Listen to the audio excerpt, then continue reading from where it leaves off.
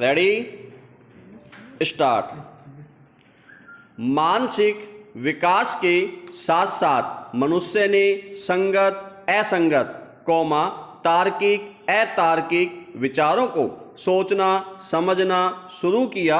Stop. एक प्रश्न जो प्रत्येक व्यक्ति को हमेशा आश्चर्यचकित करता रहा, वह था प्रकृति की व्यवस्था और उसका अपना अस्तित्व। स्टॉप। मनुष्य को इन दोनों ही विषयों के उत्तर का कभी कोई साक्ष्य नहीं मिल पाया। स्टॉप। जब कभी मनुष्य ने आकाशीय पिंडों को ध्यान से देखा या जीवन के चक्र को निरंतर आगे बढ़ते देखा, उसे यह महसूस हुआ कि कोई तो शक्ति है जो ये सब संचालित कर रही है, बस उसी शक्ति की खोज में चलते चलते मनुष्य ने जीवन जीने के कुछ रास्ते ढूंढ निकाले, जिन रास्तों पर चलकर वह स्वयं को समाज में स्थापित करते हुए उस परम शक्ति को पा सके जो सभी कुछ संचालित कर रही है, बस इन्हीं रास्तों, तरीकों तथा निर्देशों को धर्म कहा जाने लगा। स्टॉप। पैरा। धर्म शब्द का निर्माण संस्कृत भाषा की ध्रय धातु से हुआ है। स्टॉप। ध्रय का अर्थ होता है धारण शक्ति। स्टॉप। धात्विक अर्थ में किसी वस्तु की धारण शक्ति को धर्म कहा जाएगा। स्टॉप। धारण शक्ति का अभिप्राय वस्तु के उस गुण से है, जो वस्तु को अपने स्वरूप में स्थिर रखती है, जिसके न रहने पर वस्तु अपने स्वरूप से परिवर्तित हो जाती है। स्टॉप। भारत में रचे गए महाकाव्य महाभारत में धर्म की व्याख्या इस प्रकार दी गई है, अर्थात धारण करने के कारण धर्म कहलाता है, धर्म प्रजा को धारण करता है, जो धारण संयुक्त है, वह धर्म है। स्टॉप। धर्म की एक अन्य परिभाषा इस प्रकार दी जाती है, जो धारण किया जाता है, वह धर्म है। स्टॉप। वैज्ञानिक विवेचन की दृष्टि से वस्तु के स्वरूप का निर्माण करने वाले गुण धर्म हैं। स्टॉप। जो गुण आत्मा का अभ्युदय करने वाले हैं, वे धर्म हैं, और जो गुण आत्मा के पतन का मार्ग प्रशस्त करते हैं, वे अधर्म कहलाते हैं। स्टॉप। पैरा। धर्मांतरण किसी ऐसे नए धर्म को अपनाने का कार्य है, जो धर्मांतरित हो रहे व्यक्ति के विगत धर्म से भिन्न हो। स्टॉप। अनेक कारणों से लोग विभिन्न धर्मों में धर्मांतरित होते हैं, जिसमें विश्वास में हुए परिवर्तन के कारण स्वेच्छा से होने वाला सक्रिय धर्मांतरण, मृत्यु शैया पर होने वाला धर्मांतरण, किसी लाभ के लिए किया जाने वाला धर्मांतरण, तथा वैवाहिक धर्मांतरण एवं बलपूर्वक किया जाने वाला धर्मांतरण शामिल है। स्टॉप। धर्मांतरण एक पद है, जिसका निर्माण धर्म और अंतरण शब्द की संधि से हुआ है। स्टॉप। अंतरण का अर्थ परिवर्तन होता है और इस दृष्टि से धर्मांतरण का अर्थ हुआ धर्म परिवर्तन। स्टॉप। आधुनिक संदर्भ में धर्मांतरण का उपयोग अंग्रेजी के कन्वर्सन शब्द के हिंदी रूपांतरण में होता है। स्टॉप। अंग्रेजी में अंतरण अथवा कन्वर्सन उस प्रक्रिया को कहते हैं, जिसके अंतर्गत किसी निश्चित वस्तु अथवा तथ्य अथवा आस्था को किसी अन्य वस्तु अथवा तथ्य अथवा आस्था में परिवर्तित किया जाता है। स्टॉप। धर्म के संदर्भ में कन्वर्सन एक धर्म से दूसरे धर्म में आस्था परिवर्तन को कहते हैं। स्टॉप। वस्तुतः कोमा धर्मांतरण एक प्रक्रिया है, कोमा जिसमें एक धर्म से दूसरे धर्म में आस्थागत परिवर्तन होता है अथवा बलात् परिवर्तन कराया जाता है।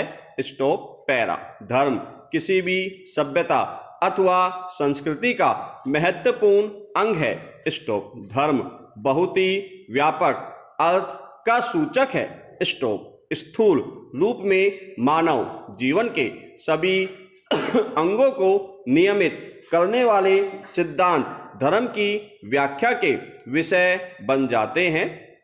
स्टॉप। मनुष्य सामाजिक प्राणी है और सामाजिकता के कारण उसके ऊपर अनेक उत्तरदायित्व आ जाते हैं।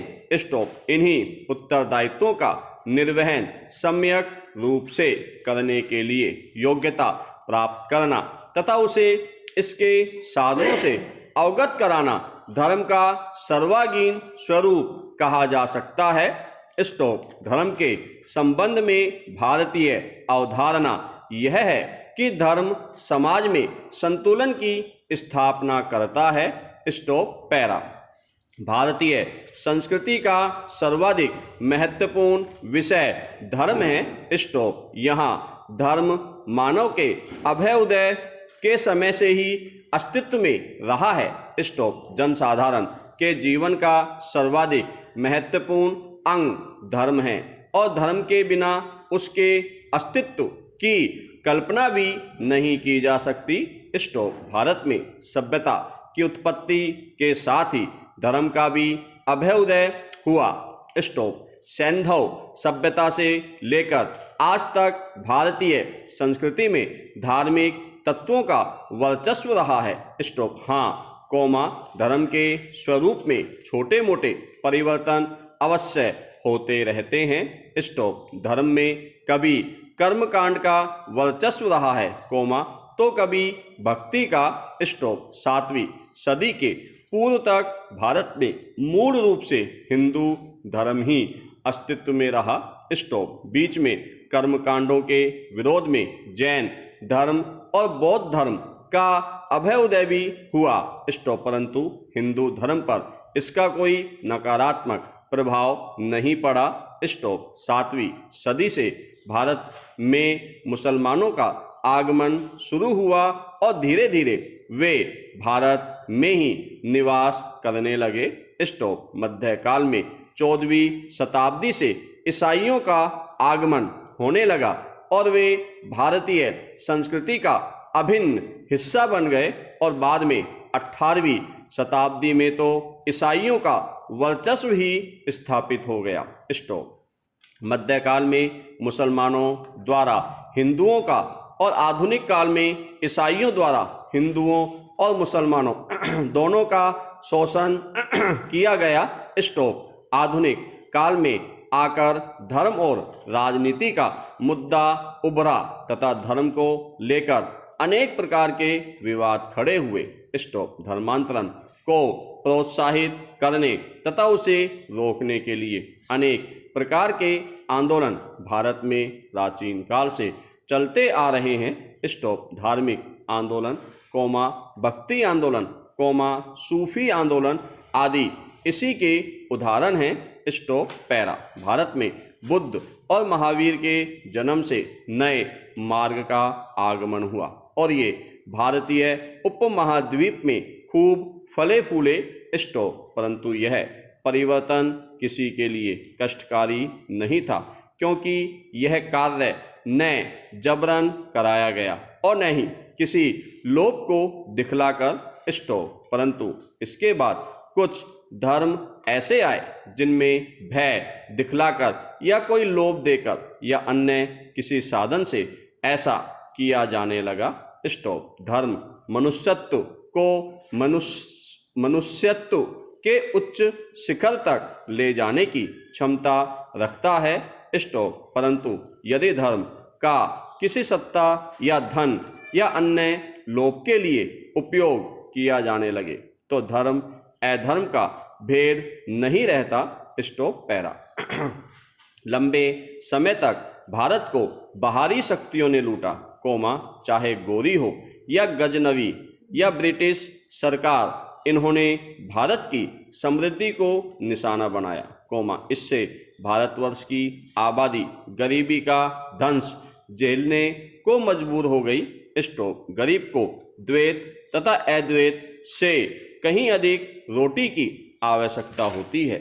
स्टॉप। मिशनरियों ने रोटी दिलाई और साथ में धीरे धीरे ईसाई धर्म का पाठ भी लोगों में बांटना शुरू किया।